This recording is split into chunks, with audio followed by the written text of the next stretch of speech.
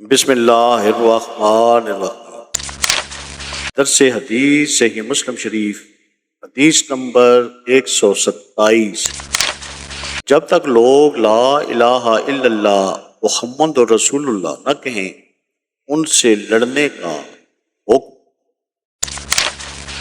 اعمش نے ابو سفیان سے، انہوں نے جابر رضی اللہ عنہما سے، نیز اعمشی نے ابو صالح سے، اور انہوں نے حضرت ابو ہریرہ رضی اللہ عنہما سے روایت کی۔